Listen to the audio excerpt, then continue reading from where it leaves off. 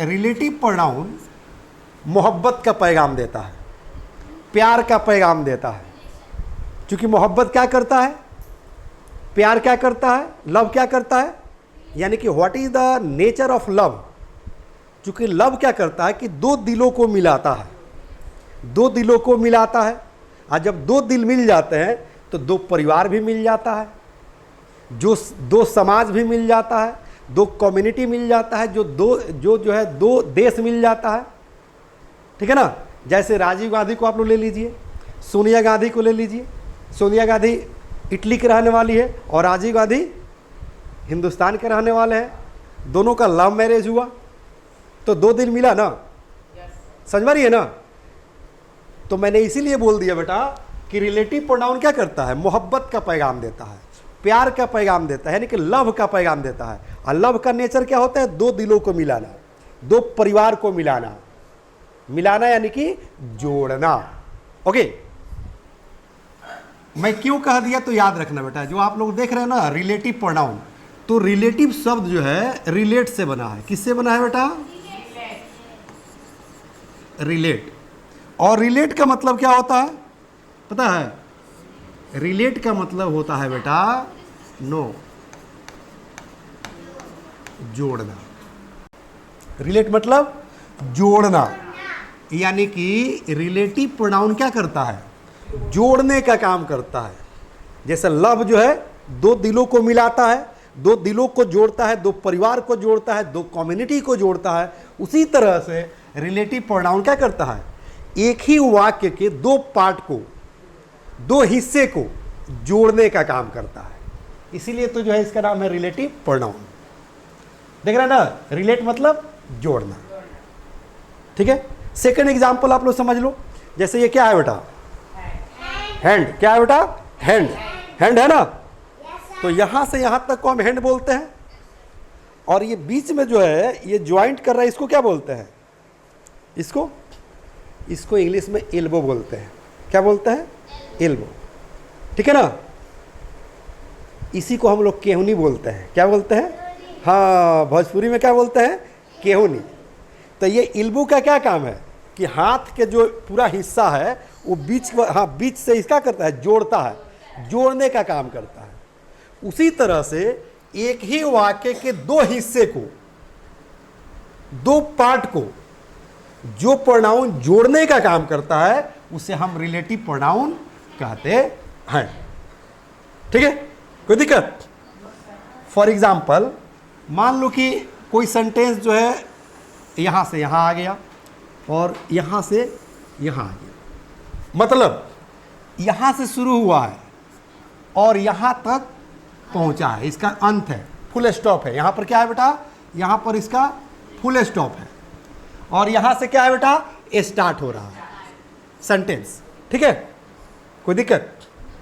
और यहां जो देख रहे हो ना कि बीच में क्या हो गया, अब ज्वाइंट। जैसे ये अगर यहां से हम लोग हटाना चाहे तो हटा सकते हैं ना, ये हट जाएगा, ये हट जाएगा, तो बीच में ज्वाइंट है ना, जिसको हम लोग एल्बो कहते हैं। ठीक है ना।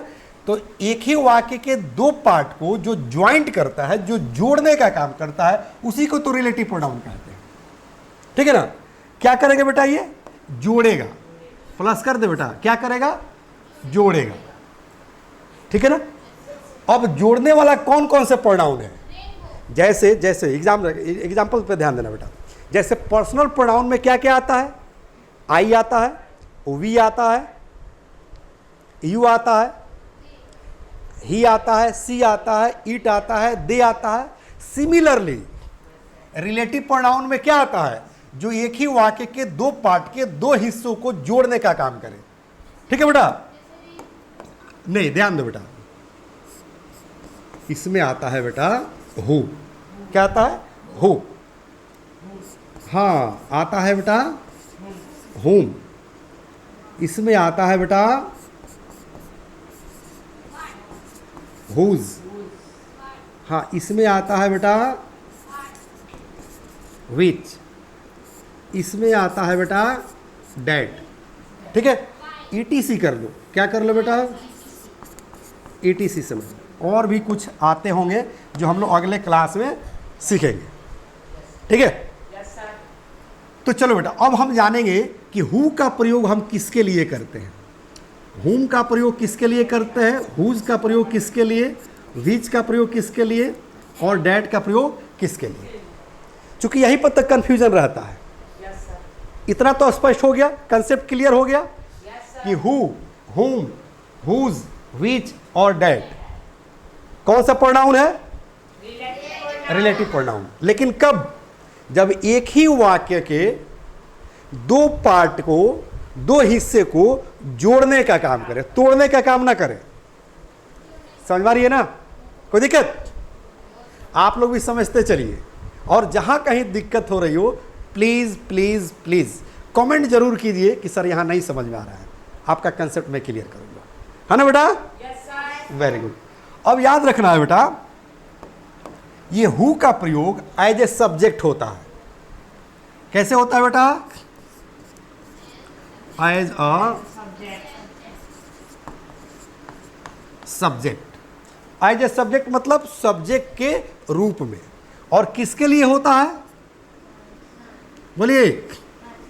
हाँ, ओनली फॉर पर्सन्स। ठीक है बेटा, समझ में आ रही? यानी कि हु का प्रयोग एज ए सब्जेक्ट, यानी कि सब्जेक्ट के रूप में होगा, कर्ता के रूप में होगा, ठीक है ना?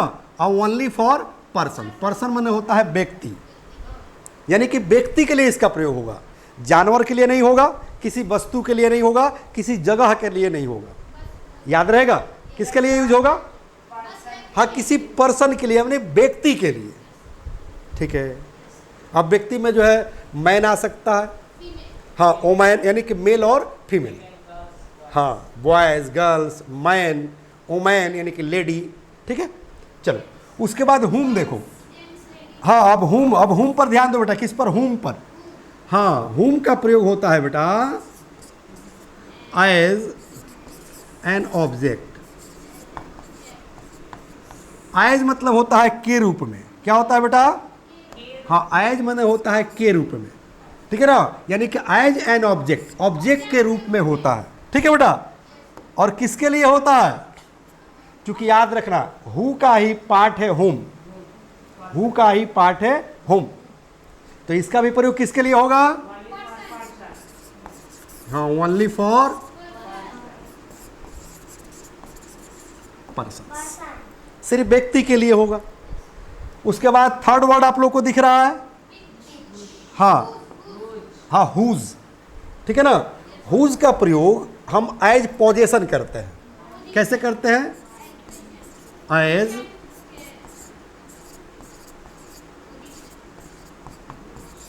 पोजेशन मतलब क्या होता है? अधिकार या संबंध, अधिकार या संबंध। तो हुज का प्रयोग जो है हम किस चीज के लिए करेंगे? हाँ, अधिकार बतलाने के लिए करेंगे, और नहीं तो संबंध बतलाने के लिए करेंगे। समझ में आ रही है? और इसका प्रयोग जो है दोनों के लिए होता है, व्यक्ति के लिए भी होता है, और हाँ, लिविंग थिंग्स और नॉन लिविंग थिंग्स दोनों के लिए होता है। चूंकि हाँ, अधिकार तो दोनों के लिए बताएंगे। ठीक है, तो बोथ लिख दें यहां पर हम। हाँ, किसके लिए होता है बेटा? दोनों के लिए। तो हम बोथ कर दे रहे हैं। ठीक है ना बेटा, बोथ यानी कि लिविंग और नॉन लिविंग दोनों के लिए। ठीक है ना बेटा, तो समझ लेना है। चलो उसके बाद आ गया विच।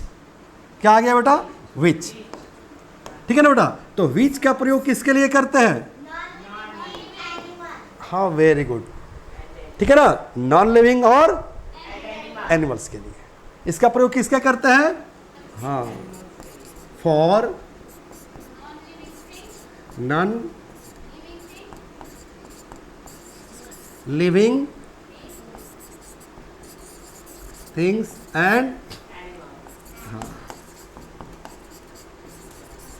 animals.